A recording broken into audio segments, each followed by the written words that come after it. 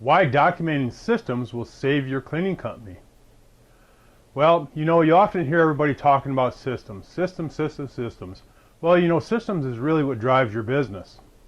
And whenever anybody asks me about it, you know, I always tell them that, you know, there's 5 core pillars to business.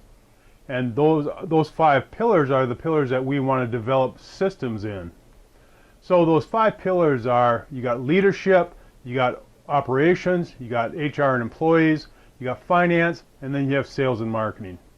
Now for some of the bigger companies, you'd actually split up sales and marketing, so you'd actually have 6 core pillars. Now the thing that you want to do is, once you identify, okay, we've got that, I've given you that piece, so now you know what you want to do is you want to go on your computer and you want to create folders for each one of those core pillars. So when you do this, put it on your computer in a safe area. Maybe it's going to be in Dropbox, Skype, Google Docs, or wherever. Just make sure that it's a secure area, because you want to be able to have those folders so you can give people access to them.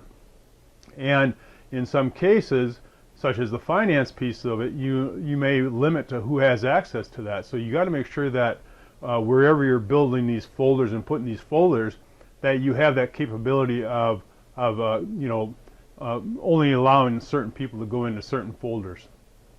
So that's very, very important.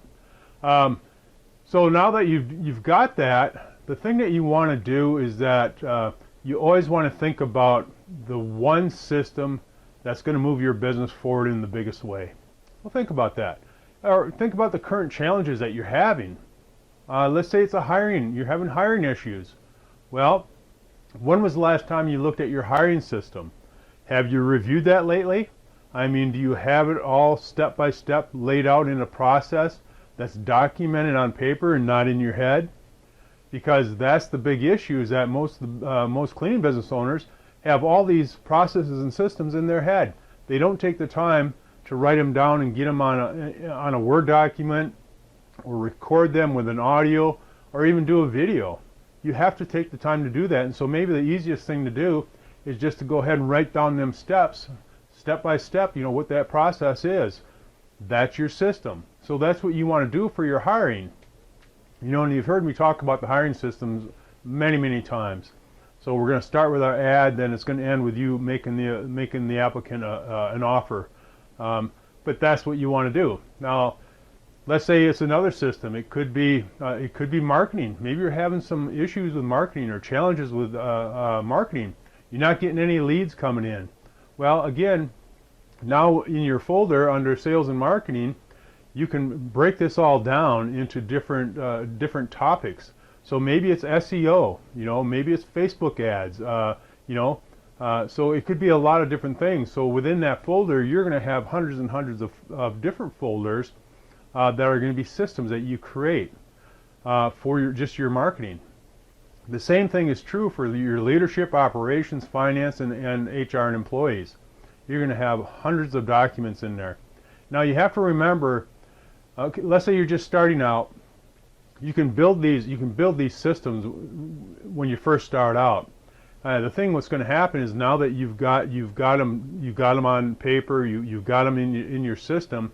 Now what's going to happen as you continue to grow your business, those systems are going to change a little bit.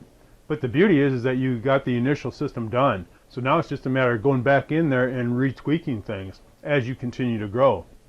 And that's very common, you know, because we're starting out, okay, we're doing probably 125,000. Well, now we're at 250, 500,000, 750, million. Oh, now we're at 3 million, 5 million, 10 million. You know, our systems have to evolve with the growth of our business. So, and that's what you'll want to do. The beauty about doing this is that when you bring on additional team members, sure, you're going to do some initial training and things like that there, but you can always have them revert back to your ultimate business system. I call it the master business system. You can put whatever name you want on it, but that's the beauty of it. So if you train somebody on, let's say it's an admin person, and you train them on a certain task, and then they're 3 months into it, and there's a task that they haven't done for a while, and they just really can't remember how to do that.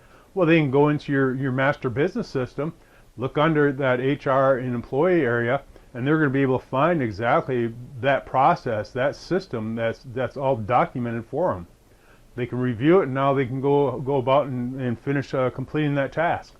That's the real beauty of this. So the ultimate goal for you as a business owner is to let the business be systems reliant and not owner reliant. Remember, that's the other issue, is that the businesses relied on you, and you don't want that. You want the business to be run off systems and let your team run the business.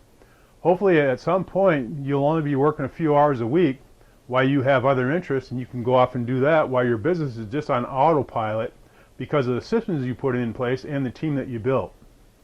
So you know, we also have a bunch of SOPs and systems on the janitorialstore.com and 𝗦𝗧𝗢𝗥𝗜𝗧𝗢𝗥𝗘. You know, you can just find a wealth of information there.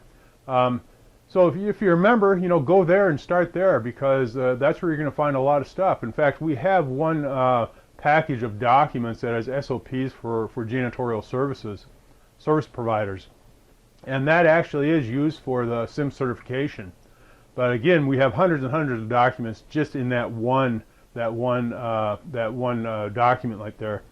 So if you're interested in building systems, you know, and you should be, because that's really the core of your business. Like I say, if you want to be a system-reliant business, not an owner-reliant business.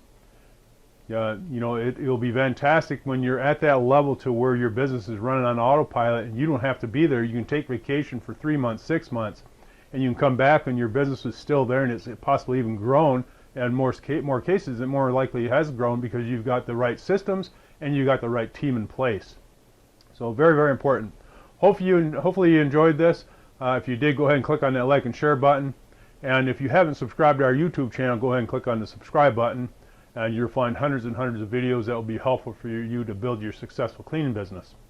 I'm Steve Hansen. I'm co-founder of the Janitorialstore.com and 𝗦𝗧𝗢𝗥𝗜𝗧𝗢𝗥𝗘.com. Thanks for checking in today, and we'll see you next time.